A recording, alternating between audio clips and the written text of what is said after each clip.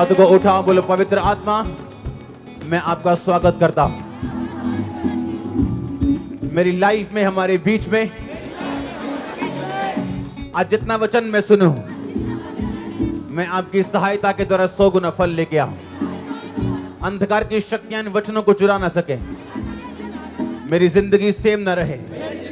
आज मैं अनुग्रह पाके जाऊं, तेरी शांति हासिल करके जाऊं। प्रभु यीशु मसीह के सामर्थी नाम में हम मांगते हैं, आमीन। ऊंचा आशीष, ऊंची church. God bless you all. आपका स्वागत है यीशु मसीह की हुजूरी में, आमीन। बैठ जाओ अपने शरीर में, अपने हाथों को उठाओ अपनी बाइबल के साथ, बोलो मैं इस वचन से प्यार करता हूं। आज जो कुछ मैं सुनूंगा फल लेके आऊंगा। उठाओ अपने हाथों को बाइबल के साथ, प्रभु यीशु मसीह के नाम में। नया नियम लूका 13, इंग्लिश में ल्यूक 13, उसकी 1 आयत से लेके 9 आयत तक। उस समय कुछ लोग आ पहुंचे और उससे उन गलीलियों की चर्चा करने लगे जिनका लहू पिलातुस ने उन्हीं के बलिदानों के साथ मिलाया था। ये सुनकर उसने उनसे उत्तर में कहा, क्या तुम समझते हो कि ये गलीली और सब गलीलियों से अधिक पापी थे कि उन पर ऐसी विपत्ति पड़ी? मैं तुमसे कहता हूं कि नहीं, परंतु यदि तुम मन न फिराओगे तो तुम भी इसी रीति से नष्ट होंगे। या क्या तुम समझते हो कि वो 18 जन जिन पर शीलो का गुम्मट गिरा और वो दब के मर गए, यरूशलेम के और सब रहने वालों से क्या अधिक अपराधी थे? मैं तुमसे कहता हूं कि नहीं, यदि तुम मन ना फिराओगे तो तुम भी इसी रीति से नष्ट होंगे। फिर उसने ये दृष्टांत भी कहा, किसी की अंगूर की बारी में एक अंजीर का पेड़ लगा हुआ था। वह उसमें फल ढूंढने आया परंतु ना पाया, और तब उसने बारी के रखवाले से कहा, देख मैं 3 साल से इस अंजीर के पेड़ में फल ढूंढने के लिए आता हूं परंतु नहीं पाता। इसे काट डाल कि ये भूमि को क्यों रोके रहे? उसने उसको उत्तर दिया, हे स्वामी, इसे 1 वर्ष और रहने दे, तब मैं इसके चारों ओर खोद कर खाद डालूंगा। यदि आगे को फला तो भला, नहीं तो उसे काट डालना। अपने पड़ोसी को बोलो, पश्चाताप कर या नाश हो। क्योंकि ये वचन जो आपको पढ़ के सुनाया गया, इसकी हेडिंग ये है कि पश्चाताप करो या नाश हो। और आप जानते हो परमेश्वर ने हमें नाश होने के लिए नहीं बुलाया। इब्रानिया 6 उसकी 4 आयत को मैं पढ़ूंगा। क्योंकि जिन्होंने एक बार ज्योति पाई है और जो स्वर्गीय वरदान का स्वाद चख चुके हैं और पवित्र आत्मा के भागी हो गए हैं और परमेश्वर के उत्तम वचन और आने वाले युग की सामर्थ का स्वाद चख चुके हैं, यदि वो भटक जाएं, उन्हें मन फिराव के लिए फिर नया बनाना अनहोना है। क्योंकि वो परमेश्वर के पुत्र को अपने लिए फिर क्रूस पर चढ़ाते हैं और प्रकट में उस पर कलंक लगाते हैं। क्योंकि जो भूमि वर्षा के पानी को जो उस पर बार बार पड़ता है, पी पी कर जिन लोगों के लिए जोती और बोई जाती है, उसके काम का साग पात उपजाती, वह परमेश्वर से आशीष पाती। यदि वह झाड़ी और ऊंट कटारे उगाती है तो निकम्मी और श्रापित होने पे है और उसका अंत जलाया जाना है। हे प्रियो, यदि हम ये बातें कहते हैं कि तो भी तुम्हारे विश्वास में हम इससे अच्छी और उद्धार वाली बातों का भरोसा करते हैं। क्योंकि परमेश्वर अन्यायी नहीं कि तुम्हारे काम और उस प्रेम को भूल जाए जो तुमने उसके नाम के लिए इस रीति से दिखाया कि पवित्र लोगों की सेवा की और कर रहे हो। पर हम बहुत चाहते हैं कि तुम में से हर एक जन अंत तक पूरी आशा के लिए ऐसा ही प्रयत्न करता रहे, ताकि तुम आलसी ना हो जाओ, वरन उनका अनुकरण करो जो विश्वास और धीरज के द्वारा प्रतिज्ञाओं के वारिस होते हैं। सब बोलो आमीन। लूका 13 का मैं एक लाइन फिर से पढ़ूंगा। क्या तुम समझते हो कि वो 18 जन जिन पर शीलों का गुम्मट गिरा और वो मर गए, यरूशलेम और उसके सब रहने वालों से क्या अधिक पापी थे? यीशु मसीह ने कहा, मैं तुमसे कहता हूं कि नहीं, वो उनसे अधिक पापी नहीं थे, परंतु यदि तुम मन न फिराओगे तुम भी इसी रीति से नष्ट होंगे। हर साल अपना बर्थडे क्यों आता है मालूम? ये 10 साल में एक बार ये परमेश्वर ने बनाया इस तरह से कि एवरी ईयर आप इसे कंसीडर करें कि आप पैदा क्यों हुए दुनिया में। लोग इसे पार्टीज में सेलिब्रेट करते हैं, अच्छी बात है, लेकिन वो सेलिब्रेशन तब काम की है अगर आपने उस चीज को हासिल कर लिया हो जिसके लिए आप पैदा हुए हो। जोर से बोलो हालेलुया। परमेश्वर ने कहा क्या 18 जन जिन पर गुम्मट गिरा और वो मर गए, परमेश्वर ने क्या वो ज्यादा पापी थे जो लोग यरूशलेम में थे? तभी तो मुसीबत आई ना उन पे। यरूशलेम वाले बच गए लेकिन वो 18 जन मर गए। परमेश्वर ने कहा नहीं, वो यरूशलेम के रहने वालों से अधिक अपराधी नहीं थे, परंतु उन्होंने मन नहीं फिराया था और इसीलिए परमेश्वर ने कहा यदि तुम भी मन नहीं फिराओगे तो इसी रीति से नष्ट होंगे। हालेलुया। आपने ध्यान से समझना आज का वचन। परमेश्वर ने कहा इसलिए नहीं कि उनके पाप ज्यादा थे तो वो मर गए और गुम्मट के नीचे आ गए, या उन लोगों के पाप ज्यादा थे जिनका लहू जिनको पिलातुस ने मार दिया और उनके बलिदानों के साथ ही उनका लहू मिला दिया। ऐसा नहीं था कि वो बाकी यहूदियों से ज्यादा पापी थे। परमेश्वर ने कहा वो ज्यादा पापी नहीं थे, पर उन्होंने मेरी स्वाद चख के भी अपना मन नहीं फिराया था। हालेलुया। इब्रानियों की पुस्तक में आपने पढ़ा जिन्होंने पवित्र आत्मा का वरदान जो चख चुके हैं, पवित्र आत्मा के भागी हो गए, अगर वो फिर से पाप में चले जाएं उनका नया बनाना अनहोना है, क्योंकि वो परमेश्वर के क्रूस पर प्रकट रूप में फिर से कलंक लगाते हैं। अपने पड़ोसी को बोलो रिपेंट कर, पश्चाताप कर।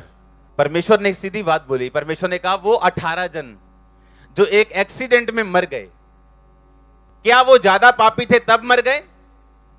परमेश्वर ने कहा नहीं, वो ज्यादा पापी नहीं थे, बस प्रॉब्लम इतनी थी कि अगर तुम भी मन नहीं फिराओगे तो हो सकता है कोई तुमसे ज्यादा पापी जो यीशु मसीह को ना जानता हो वो तुम्हारे जितनी मुसीबतें ना झेले। लाइफ एक चॉइस है। एक वीडियो में देख रहा था, एक बंदा बैठा हुआ है दिल्ली के पार्क में और इंग्लिश का एक अखबार पढ़ रहा है, और एक लड़का एक एनजीओ में कोई है, मैं जानता नहीं उसको, वो उसको देख रहा है और देख रहा है कि ये भिखारी की तरह लग रहा है, उसके बाल बड़े हुए हैं, कपड़े गंदे हैं, स्मेल आ रही, लेकिन इंग्लिश का अखबार क्यों पढ़ रहा है?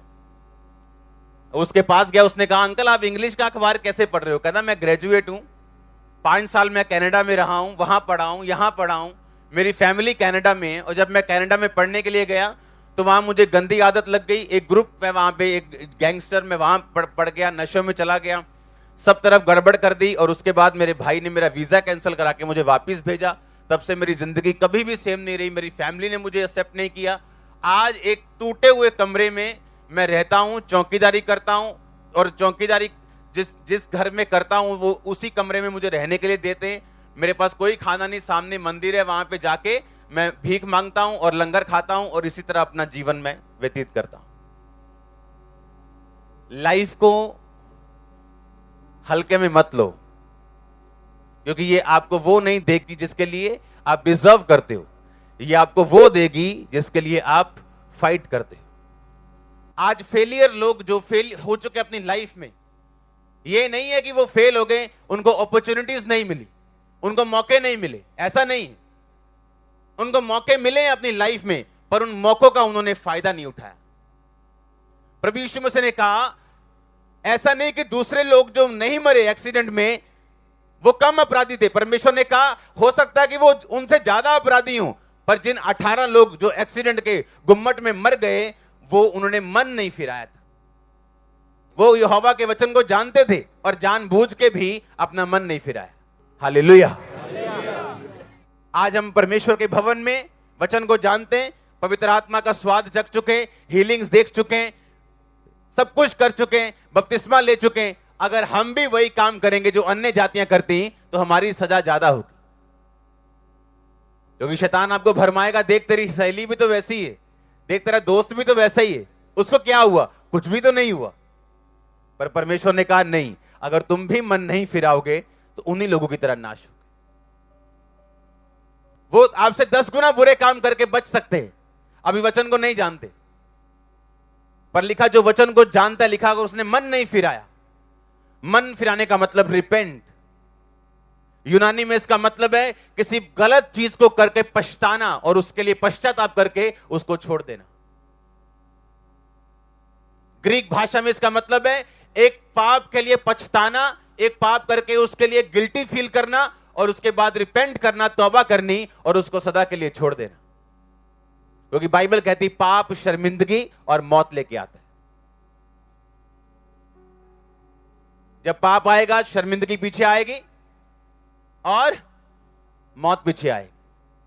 वो बिजनेस की मौत हो, कैरियर की मौत हो, रिलेशनशिप्स की मौत हो, स्पिरिचुअल मौत हो, गाइडेंस की मौत हो, डिवाइन ईश्वरीय बुलाहट जो परमेश्वर ने आपको दी है उसे पूरा करने के लिए ईश्वरीय गाइडेंस चाहिए, वो उस गाइडेंस की चाहे मौत हो। आप अलग तरह से बुलाए गए हो, अलग किए गए हो दुनिया से, राजपदधारी हो, याजकों का समाज हो। हमारे और दुनिया में जमीन आसमान का फर्क है। हम अलग तरह से बुलाए गए चलने के लिए यीशु मसीह के साथ। तो क्या अपनी जिम्मेवारी मालूम है कि नहीं? परमेश्वर ने कहा दाऊद,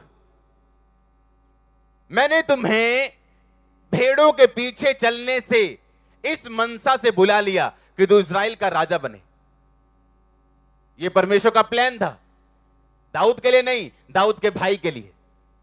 पर बाइबल कहती वो पाप में गए, सिन में गए, खुदा के वचनों पे नहीं खड़े रहे। परमेश्वर अपनी योजना बदलता गया और वो योजना उसके बाद दाऊद पे ठहर गई। और वो पाप में नहीं था, परमेश्वर के वचन पे खड़ा रहा और बाइबल कहती परमेश्वर ने उसको उस राजा होने का मौका दिया।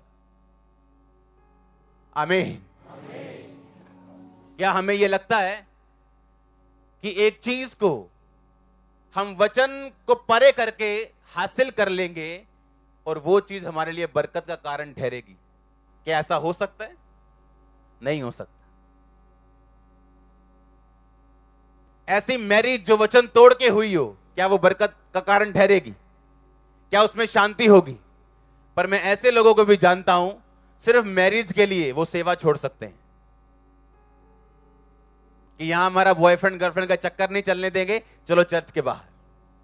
आप सोचो मैरिज के बाद क्या होगा। पहले परमेश्वर कुछ नहीं बोलेगा, वो कुछ नहीं कहेगा, क्योंकि हर एक जो चीज हम बोएंगे खुदा के घर में हमें काटने को मिलेगी अपने फ्यूचर में, और तब हमारी प्रार्थनाएं काम नहीं करेंगी। क्योंकि परमेश्वर ने हमें चॉइस करने की ताकत अब दी। आज आप यहां बैठे हो, ये चर्च लाखों लोगों के लिए ब्लेसिंग का कारण है। ये चॉइस थी, ये परमेश्वर की, ऐसा नहीं कि सिर्फ परमेश्वर की मर्जी थी, ये चॉइस थी कि क्या हम अपनी लाइफ प्रभु को डार्क मोमेंट्स में भी, अंधेरे में भी, गरीबी में, प्रॉब्लम में, हर तरह की दिक्कत में भी आप खुदा के साथ चलने के लिए तैयार हो। मैं अपनी बीमारी में चलने के लिए तैयार हूं। इस बात पे डिपेंड करती थी खुदा की योजना पूरी होगी या नहीं होगी।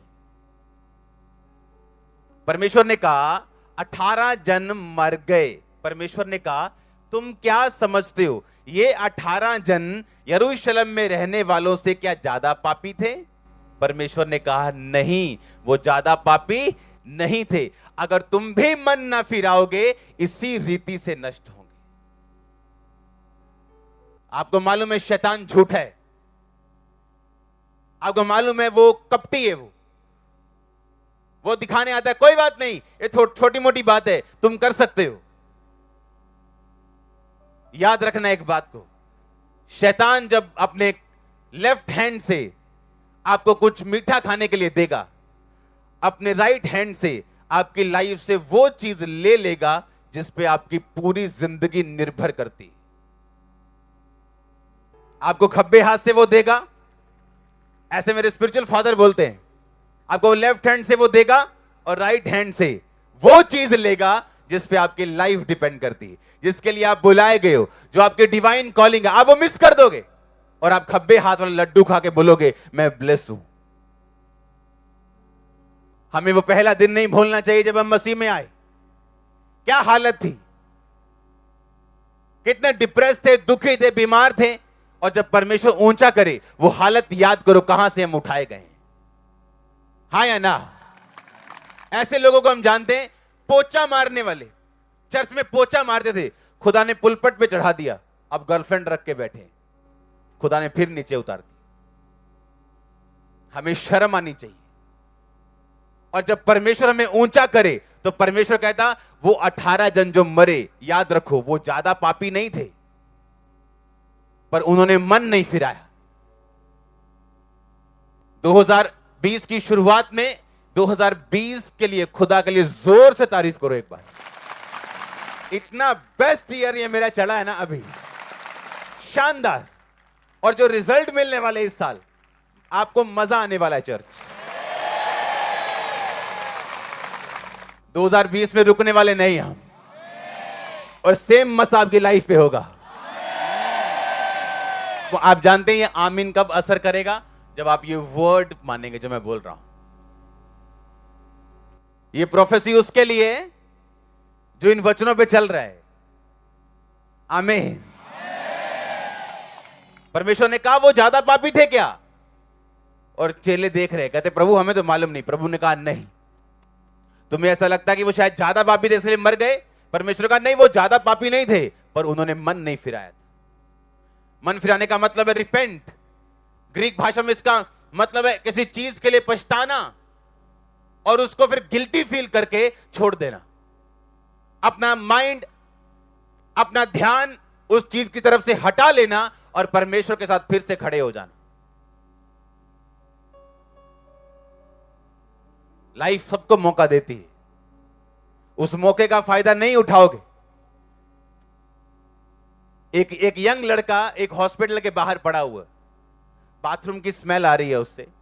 उसकी बाजुएं ऐसी हैं जैसे 3 साल का बच्चा होता है, इतनी पतली। वो लड़का क्या पूछा, क्या हुआ तुझे? वो इंग्लिश में बात करने लगा। I was there, I was here. क्या हुआ, तुम इंग्लिश बोलते हो? तुम कहता पोस्ट ग्रेजुएट, शायद वो ग्रेजुएट से भी ऊपर पढ़ा हुआ। क्या हुआ, यहां कैसे आया? मैं पढ़ाई करने, मुझे घर वालों ने भेजा, मैं नशों में चला गया, नशे करने शुरू कर दिए। उसके बाद मेरे मम्मी मर गई, पापा मर गए, एक भाई था वो मर गया, अब मेरा कोई नहीं है।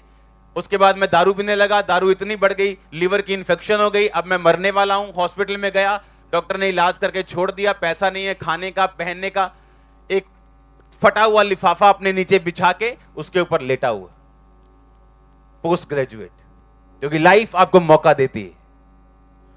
जिसने उस मौके को पकड़ लिया वो कामयाब है। हां, उसकी स्टोरी लोग सुनते, अच्छा ऐसा हुआ था, मैंने ऐसा किया, आज खुदा ने मेरे साथ ऐसा किया। और जो नहीं पकड़ पाते वो नेगेटिव एग्जाम्पल बन जाते। अपनी लाइफ के साथ खेलो मत। परमेश्वर ने कहा अगर तुम भी मन नहीं फिराओगे तो इसी रीति से अलग अलग एक्सीडेंट्स का शिकार होंगे, अलग अलग घटनाओं के शिकार होंगे, अलग अलग ट्रेजेडी के तुम शिकार होगे अगर तुम भी इस स्थिति से मन नहीं फिराओगे तो। परमेश्वर ने कहा जब एक भूमि पर वर्षा का पानी पड़ता है और वो साग और पात उपजाती है तो वो आशीषित होने पे, पर अगर वर्षा का पानी पड़ने पर भी वो ऊंट कटारे और कांटे उगाती है तो निकम्मी और श्रापित होने पे। अब आप पे पानी आ रहा है, वचन का पानी आप पे पड़ रहा है।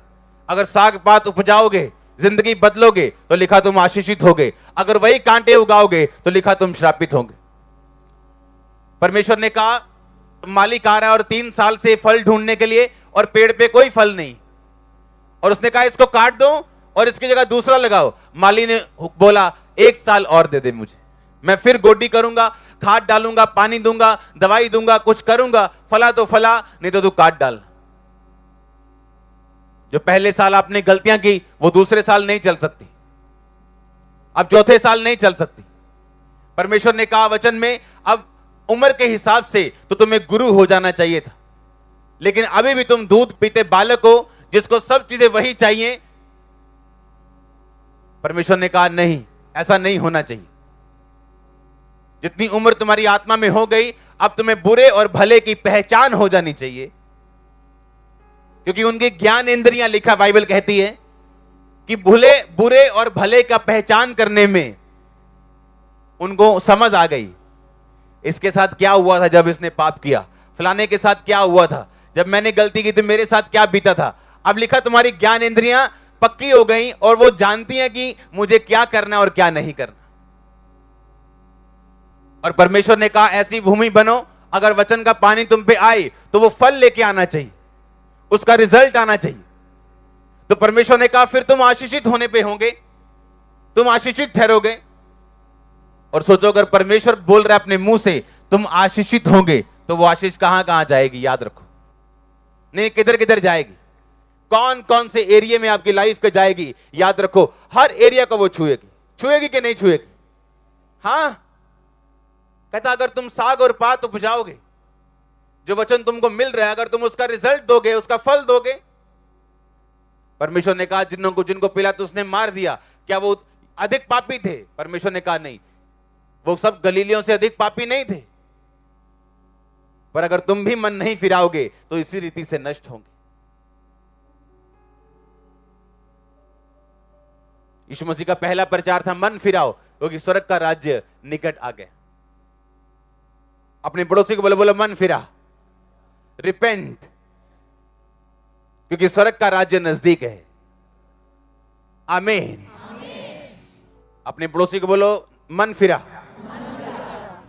फिर से बोलो जोर से। आपको जब परमेश्वर आशीषित कर रहा है, उसकी कदर करो। अब्यूज कभी मत करो, कभी गाली मत दो। तुम नीची जगहों पे थे, अच्छे थे, ऊपर ऊपर आए, तुमने पाप शुरू कर दिया, तुमने आशीष को गाली दी। जब दुष्ट आत्मा के अटैक होते थे, तब सारा दिन यीशु यीशु करते थे, बाइबल पढ़ते थे, रोजा रखते थे, किसी की तरफ, किसी लड़के की तरफ, लड़की की तरफ देखते तक नहीं थे। अब डिलीवर हो गए, अब ध्यान इधर उधर जा रहे हैं। सोचो, अपनी डिलीवरेंस को हम गाली दे रहे हैं कि नहीं दे रहे? गरीब थे तो टाइम पे चर्च आते थे, कोई काम करने के लिए नहीं था, चर्च आके ब्लेस हुए। अब संडे 11-11, 12-12 बजे तक बिजनेस मीटिंग्स चलती, और मालूम है वो कोई नहीं, 1:30 बजे तक तो लगवाइयां चलनी है। और आज मालूम नहीं कि आज मैं जल्दी आ जाऊंगा 1 घंटा। हालेलुया। हम अपनी आशीष को गाली ना दें।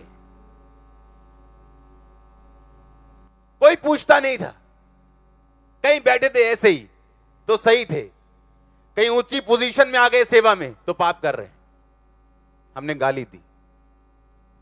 और जब जब आप यीशु मसीह की आशीष को, अपनी पोजीशन को आप गाली दोगे, यीशु मसीह ने कहा मैं तुम्हारी डिमोशन करूंगा। और जब जब मैं तुम्हें बढ़ाऊं, आशीषित करूं, तो मेरा थैंक्स करके अपने आप को और सही करोगे, मैं तुम्हें और बढ़ाऊं। अब हमने ये देखना है कि वो साइलेंट टाइम में जब शैतान भरमाने की कोशिश कर रहा है, उसमें हम क्या अपना कैरेक्टर शो करते हैं खुदाबंद को, क्या चरित्र हम दिखाते हैं परमेश्वर को, जब शैतान उस अंधेरे टाइम में हमें भरमाने की कोशिश कर रहा है। फिर से बोलो, पड़ोसी को बोलो रिपेंट कर। कहता वो सब अधिक पापी नहीं थे जो मरे, कहता अगर तुम भी इस रीति से मन नहीं फिराओगे तो इसी रीति से नाश हो जाओगे। आज खुदा ने अगर आपको स्वतंत्र किया, तो बाइबल कहती है अपनी स्वतंत्रता को पाप के लिए इसे रास्ता मत बनाओ। आमीन। आपको घर वाले चर्च नहीं आने देते थे, बोलते लड़की है नहीं जाना, लड़का है नहीं जाना। अगर उन्होंने आप पे बिलीव किया, तो कोई ऐसा गलत काम ना करो कि बाद में यीशु मसीह के नाम को निंदा मिले और आपकी लाइफ श्रापित हो। बाय फेथ आप परमेश्वर को खुश कर सकते हो, बाइबल कहती है बाय फेथ। जब जब आप उसके नाम को ऊंचा करते हो, वो अपनी निगाहें आपकी तरफ लगाता है। आप उसके नाम की महिमा करते हो, दुखों में भी, प्रॉब्लम्स में भी, और खड़े रहते हो। परमेश्वर को मालूम है प्रैक्टिकली ये मेरे नाम की महिमा कर रहे हैं। और जब हम कैजुअल होते, कुछ भी करते हैं, तो भूल जाओ तुम्हारी पोजीशन क्या है। अगर वो राख पे बैठे को महल में बिठा सकता है, वो महलों वालों को राख में भी लेके आ सकता है। नबूकदनेस्सर जिसकी पूरी दुनिया में जिसका राज था, एक दिन छत पे खड़ा होकर बोलता है ये सब कुछ, सब राज्य, सब मेरी ताकत और बुद्धि से बना है। परमेश्वर कहता बस बहुत हो गया, अब 7 काल तुझ पे बीतेंगे और तेरे नाखून बढ़ेंगे और बाल बढ़ेंगे और तू भैंस की तरह चारा चरेगा। और पागल हो गया वो। और राजा थोड़ा बहुत कमजोर होता था ना, तो उस राजे को मार के दूसरा बंदा राजा बन जाता था। सोचो एक राजा बैल बन गया, चारा खा रहा है, और कोई उसकी जगह राजा बनने के लिए नहीं आया। पता है क्यों? ये परमेश्वर की ओर से सीख थी कि 3.5 साल 7 काल तुझ पे बीतेंगे। और लिखा जब उसने वो टाइम पूरा होके आसमान पे और आंखें उड़ाई और बोला कि यहोवा सब कुछ तेरी ओर से, तू ही खड़ा करता और तू ही गिराता, लिखा उसकी बुद्धि ज्यों की त्यों हो गई और प्रधान लोग फिर से उससे भेंट करने के लिए आने लगे। अपने आप को पहचानो, कहां खड़े हैं हम? कहीं हम वहां तो नहीं खड़े जहां से परमेश्वर हमसे नाराज हो और शैतान का खुला दाव हम पे चले। हम वहां खड़े हैं जहां से परमेश्वर हमें देखे और इतना हमें विश्वास योग्य समझे कि वो अगली आशीष हमें दे सके, अगला लेवल हमें दे सके। इतने विश्वास योग्य बनो परमेश्वर के सामने। अपनी आशीष को गाली मत दो, जो रास्ता खुला उसे गाली मत दो। आमीन, आमीन। जोर से बोलो हालेलुया। वैसे फिरते रहे तो गधों की तरह फिरते रहे लोग। जैसे मिनिस्ट्री में आते, मैं उन्ना व्याह करना, मैं उन्ना व्याह करना। ये क्या मूर्खता है? हां, अरे गधों, खड़े तो हो जाओ, कुछ बन तो जाओ, पैदा तो हो जाओ। कितने मेरी बात को समझ रहे हैं? हर चीज का टाइम है। हर अच्छा दरवाजा परमेश्वर की ओर से नहीं है, हर बुरा दरवाजा शैतान की ओर से नहीं है। ये आत्मिक लोग समझ पाते हैं इन चीजों को। आज परमेश्वर दूसरे नंबर पे हो चुका है और हम अपनी लाइफ को पहले नंबर पे रख चुके हैं। आप समझ रहे हैं मेरी बात को? अच्छा, अमेरिका से रिश्ता आया, ले जी छोड़ो, सेवा करो, ब्याह जी ब्याह करो। खुदा ने रास्ता खोल लिया। कुछ नहीं मालूम लोगों को, कुछ नहीं पता लोगों को। इसीलिए मसीह में कामयाब बहुत थोड़े लोग हैं, क्योंकि यीशु मसीह ने कहा था ये रास्ता संकरा है और थोड़े इसे पाएंगे। आमीन। बहुत थोड़े लोग होंगे जो इसे हासिल कर पाएंगे। सेवा बहुत बड़ी चीज है और परख के साथ मिलती है। जब तक आपकी लाइफ जीरो नहीं हो जाएगी, खत्म नहीं कर दोगे अपने आप को, आप सेवा में एंटर नहीं कर पाओगे। और जिस दिन आप जाग गए, फिर से सेवा खत्म हो जाएगी। अगर तुम मेरा पीछा करना चाहे और अपना क्रूस ना उठाए तो तुम मेरे योग्य नहीं। अपने माता, अपने पिता, भाई बहन, खेत, सब लोगों को अगर मुझसे ज्यादा प्यार करे तो तुम मेरे योग्य नहीं। हाथ हल पर रखकर अगर पीछे देखे संसार की तरफ भी और खेत पे ध्यान ना दे तो भी तुम मेरे योग्य नहीं। इतना सख्त वचन है परमेश्वर का। क्रिश्चियनिटी आसान नहीं है, आमीन, पर इसका मजा कहीं और नहीं, ओरिजिनल है ना। हालेलुया। यीशु मसीह ने कहा, एक सिस्टर ने मुझसे क्वेश्चन पूछा पिछले 3-4 दिन में कि क्या बाइबल क्या कहती, सुनो ध्यान से। यीशु मसीह ने कहा, अगर तू तलाक चाहे तो ये नहीं हो सकता, पर अगर तेरा तलाक हो जाए सारी उम्र तू दूसरी शादी नहीं कर सकता। अगर तेरा पति मर जाए, पत्नी मर जाए तो तू शादी कर सकता है, जब तक वो धरती पे जीवित है तो दूसरी शादी नहीं कर सकता। इतना सख्त है परमेश्वर का वचन। और यहां मैरिड लोग बॉयफ्रेंड गर्लफ्रेंड बना के बैठे हैं, सोचो। और परमेश्वर कह रहे हैं अगर हस्बैंड से भी तलाक हो गया तो दूसरी शादी करना मना है। अगर वो मर जाए फिर तो फ्री है। वो इतना पवित्र है और इतना कड़क है। और किसके लिए? हमारे लिए। आप वचन से के ऊपर खड़े रह के कभी नहीं हो सकता कि दुखी हो, और ये आपकी ब्लेसिंग का कारण होगा। आमीन। अब इमोशंस क्या कहते हैं, फीलिंग्स क्या कहते हैं, वो अलग चीज है। परमेश्वर क्या कहता है, ये अलग चीज है। और कहता अगर तू त्यागी हुई से शादी करे या त्यागे हुए से शादी करे तो ये व्यभिचार होगा, जब तक उसका पति जीवित है। जब तक उसकी पत्नी जीवित है। इतना सखत वचन है। शादी ऐसी चीज है जो आप लंबी प्रार्थना के बाद खड़े रह के मसीह में सेवा में फिर आप करते हो और आप एक्यूरेट हिट मारते हो, परफेक्ट परमेश्वर आपको देता है। God's time is the best. आप इमेजिन करो 2014 में यह पंजाब की सबसे बड़ी चर्च थी, मालूम है कि नहीं? और मेरे पास अपनी गाड़ी नहीं थी। और आज 50 लोग अगर हो जाएं किसी के पास, वो गाड़ी मांगना शुरू करते हैं। 50 लोग। और मेरे पास इंडिया की दूसरी सबसे बड़ी चर्च थी, पंजाब की सबसे बड़ी चर्च थी, उत्तर भारत की सबसे बड़ी चर्च थी। और कलीसिया का एक भाई मुझे घर से अपनी गाड़ी में लेने के लिए आता था। ऐसा नहीं कुछ सोच के रखा हुआ था कि मैं नहीं मैं बहुत सैक्रिफाइस करना, मैं नहीं लेनी गड्डी। नो, ध्यान नहीं था। अपने काम में बिजी, 24 आवर। जगह लेनी थी, जगह में बिजी, काम में बिजी। और 14 में मैंने गाड़ी ली। जब मुझे और काम करने पड़े, जगह के कारण जाना पड़ा इधर उधर, तो मैं किसी पे अभी ज्यादा डिपेंड नहीं रह सकता था।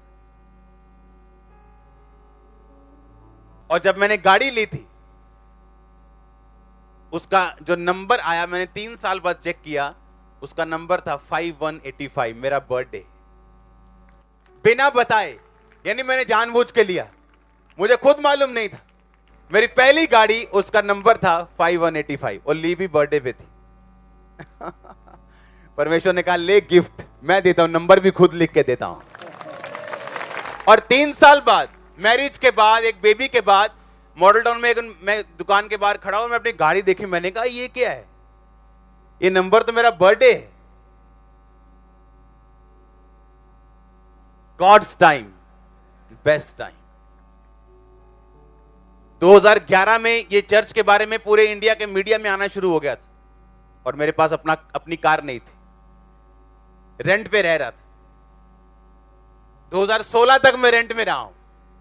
ये नहीं पैसा नहीं था, ध्यान नहीं था, कुछ काम थे ऐसे जो होने जरूरी थे। आज इस चर्च के पास ऐसे सर्टिफिकेट हैं जो बड़े बड़े मिशंस के पास नहीं। आज लोग बस अपॉर्चुनिटीज चाहते हैं। कोई स्टेज पे रहना चाहता है, उसकी शादी हो जाए कनाडा अमेरिका में, कोई बंदा आगे रहना। ये ड्रामे चल रहे हैं आजकल। कौन है जिसको कुछ दर्द या पैशन है खुदावंद के काम के लिए? परमेश्वर ने कहा अगर तुम भी मन नहीं फिराओगे इसी रीति से क्या होगे? तुम बोलोगे प्रभु मेरी सहेली तो मुझसे अधिक पापी है, उसके तो 5 बॉयफ्रेंड है। प्रभु बोलेगा नहीं, तू एक वाली नाश हो। वो तो सारा दिन दारू पीता है, मैं तो कभी कभी पीता हूं। परमेश्वर ने कहा नहीं। कितने मेरी बात को समझ रहे हैं? कहता तुमने मन फिरा लिया, पवित्र आत्मा के भागी हो गए, स्वर्गीय वरदान का स्वाद चख लिया, हेवन को चख लिया, प्रभु की प्रेजेंस के बारे में मालूम हो गया। कहता अब तुम्हारा पीछे मुड़ना पॉसिबल नहीं। कहता अगर तुम साग पात उपजाओगे, वचन सुनोगे, फल लेके आओगे, जितने मर्जी पाप तुमने क्यों ना किए हो, मैं साफ कर दूंगा, मैं आशीषित भी करूंगा, खड़ा भी करूंगा तुम्हें। जितना मर्जी भारी पाप क्यों ना हो, पत्थर हल्का हो, पत्थर छोटा हो, पत्थर बड़ा हो, जब समुद्र में फेंका जाता तो डूबता है। पाप जितना मर्जी बड़ा या छोटा हो, अगर प्रभु के पास आप आएंगे वो आपको साफ करने वाला है। उसने कहा अगर तेरा भाई अपराध करके क्षमा मांगे तो माफ कर, तो अगर आप क्षमा मांगेंगे वो आपको माफ करेगा।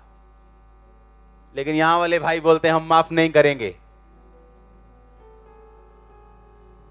हालेलुया। हमें क्रिश्चियन बनना है। क्या बनना है? क्रिश्चियन बनना है हमें। अपने पड़ोसी को बोलो मन फिराओ। फिर से बोलो, फिर से बोलो मन फिराओ। आमीन। आप एक खुला हुआ रास्ता अगर उसको गाली नहीं देंगे तो परमेश्वर आपकी कदर करेगा। आपका हस्बैंड आपको चर्च आने देता है, उसका गलत फायदा मत उठाओ। आपके बाप ने आप पे भरोसा किया है, गलत फायदा मत उठाओ। आपके पास्टर ने आप पे भरोसा किया है, गलत फायदा मत उठाओ। आपके भाई ने आपको मौका दिया, गलत फायदा मत उठाओ। परमेश्वर ने आपको कुछ दिया, गलत फायदा मत उठाओ। अपनी पोजीशन को कभी मिसयूज मत करो, कभी अब्यूज मत करो, अगर हम आगे बढ़ना चाहते हैं। Hallelujah, never. और हर चीज के लिए थैंक्स करो। आज आप चर्च में बैठे हो, ऐसे लोग हैं जो रोते हैं, कर लाते हैं, ऑनलाइन भी चोरी चोरी देखते हैं, और आप यहां बैठे हो। जिनके कागज पक्के नहीं, इंग्लैंड से आना चाहते हैं, रोते हैं ऑनलाइन कि कब हम खामरा चर्च में जा सकते हैं, आप बैठे हो। हर चीज का एंजॉय करो जो खुदा आपको दे रहा है, और उसके वचन में खड़े रहो। अब्यूज, गाली कभी मत दो, नेवर। आप गाली बोएंगे, गालियां आप खाएंगे, दुनिया निकालेगी, शैतान निकालेगा, लाइफ ऐसी हो जाए। जो चीज आप खुदा के वचन से हट के, उसकी हजूरी से हट के हासिल करेंगे, वो आपके लिए फ्रूटफुल कभी नहीं हो सकती, क्योंकि वो परमेश्वर का मास्टर प्लान नहीं है आप लोगों के लिए। हालेलुया। हॉस्पिटल के बाहर बैठे है, दाढ़ी बड़ी हुई है, बाथरूम की स्मेल आ रही है, बाथरूम बीच में निकला हुआ है, पोस्ट ग्रेजुएट, इंग्लिश की अखबार पढ़ रहा है, 70 साल का बूढ़ा, बाल बड़े हुए, गंदी सी जैकेट है, स्मेल आ रही है, छोटे से कमरे में रहकर चौकीदारी करता है, और ग्रेजुएट है, कनाडा रिटर्न है। अपनी जिंदगी को गाली मत दो, इसका मौका उठाओ, और अपने नहीं, अपनी जनरेशंस के लिए भी उद्धार का कारण बन जाओ। एक घर में एक धर्मी अगर होगा, एक बहन अगर धर्मी होगी, उसका भाई जितना मर्जी बिगड़ा क्यों ना हो, बदलेगा वो। पर अगर वो बहन भी बिगड़ जाएगी, सोचो उस घर की क्या हालत होने वाली। कभी नहीं सुधरेगा उसका भाई, जितनी मर्जी प्रार्थना कर लो। बाइबल कहती तू बच, तेरा घराना बचाया जाए। उसने ये नहीं कहा तू प्रेयर कर, उसने कहा तू बच पहले, तू बच, तेरा घराना बचाया जाएगा। आमीन। हमारी लाइफ इसको इस तरह से लेना है कि ये प्रिविलेज है। मां के गर्भ से बच्चे पैदा होते जिनके हाथ पैर नहीं होते, क्या कर लेंगे? केस कर देंगे खुदा पे, जीत जाएंगे क्या? आपके 2 हाथ 2 पैर यहां है। बच्चे पैदा होते हार्ट डिजीज के साथ, आपका हार्ट चल रहा है, किडनीज नहीं काम करती, आपकी किडनीज चल रही, और हम खुदा को गालियां दे रहे हैं। उसने किया ही क्या है? जो है हमारे पास, उसके लिए थैंक्स करके उसको गाली मत दो। जो रास्ता खुले उस पे ठहरे रहो, खड़े रहो। आमीन।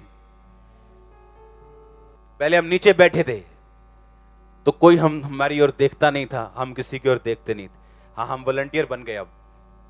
हाँ, अब सब लड़कों को देख रहे हैं और सब लड़कियों को देख रहे हैं। इसका मतलब अपनी ड्यूटी को, अपनी पोजीशन को हमने क्या दी? गाली दी। अब सोचो प्रभु क्या करेगा। आप नीचे बैठे थे तो अच्छे थे, आप झाड़ू फेर रहे तो अच्छे थे, आपको सामने कर दिया, आपने प्रॉब्लम कर दी। इसका मतलब परमेश्वर देखेगा इसने मुझे अब्यूज किया, मैं इसको और आशीष नहीं दे सकता। आपका बच्चा घर से गाड़ी ले जाए, 2-4 उत्थे ठोके, लत तोड़े, ओदा मुंह तोड़े, दोबारा गाड़ी दे दोगे? क्यों? आप अपने बच्चे से नफरत करते हो? आप प्यार करते हो, इसलिए नहीं दोगे। उसी तरह ये लाइफ, आप इसका गलत यूज करोगे, परमेश्वर आपको दोबारा मौका नहीं देगा, या बोलेगा अभी नहीं, मैच्योर हो जा, अभी 5 साल कुछ नहीं मिलेगा तेरे को। तारीफ करो जोर से। आप समझ गए वचन को? मैंने कहा आप समझे कि नहीं? ये नहीं कि शैतान पास्टर्स को भरमाता नहीं, या विश्वासियों को नहीं भरमाता, या वॉलंटियर बन जाओ तब नहीं भरमाता, वो सबके पास जाता है। समझ, अपनी पोजीशन को समझना। कहता तब मैं समझूंगा कि जो तूने शक्ल आईने में देखी थी, तूने याद रखी कि मैं कौन हूं, किस काम के लिए चुना गया हूं। कहता लोग नहीं तो अपनी आईने में शक्ल देखते हैं, वचन सुनते, वचन के आईने में शक्ल देखते हैं, और जब चले जाते वहां से भूल जाते मैं कौन हूं। कितने मेरी बात को समझ रहे हैं? बोलो मन फिरा। आग गाली नहीं देनी, बोला गाली नहीं देनी, जिंदगी को गाल नहीं करनी। आमीन। By faith, time with prayer, fasting, Bible reading, patience के साथ अपनी लाइफ को लो। ये कोई जल्दी करने वाला काम नहीं है। परमेश्वर ने 40 साल तैयार किया मूसा को। 40 साल आपकी लाइफ को एक सेटल करने के लिए परमेश्वर आपको महीनों कई बार परीक्षाओं में रखता है। बाइबल कहती है यीशु मसीह तीसरे छठे घंटे से लेकर 9वें घंटे तक अंधेरा छा गया जब यीशु मसीह को क्रूज पे चढ़ाया गया। डार्क मोमेंट, सब कुछ अंधेरा हो गया था। ये क्रिश्चियन की लाइफ का हिस्सा है। लेकिन उसके बाद जी उठना भी होता, याद रखो। एक क्रिश्चियन मरा नहीं रह सकता क्योंकि उसका क्राइस्ट जी उठा है। कोई भी चीज आपकी मर सकती है लेकिन वो कुछ दिनों के लिए होगी, वो जी उठेगी। वो फाइनेंस है तो ऐसा जी उठेगा। आओ आप टेस्टिमनी देने के लिए आने वाले। अगर वो सेहत है वो जी उठेगी। मैंने कहा आमीन। जितना ऊंचा और लंबा ब्लेसिंग उतनी बड़ी। हालेलुया। जोर से बोलो हालेलुया। आमीन। परमेश्वर के वचनों को सुनने के लिए हमारे चैनल को सब्सक्राइब कीजिए और हमारी लेटेस्ट वीडियो सबसे पहले देखने के लिए बेल आइकन को प्रेस कीजिए।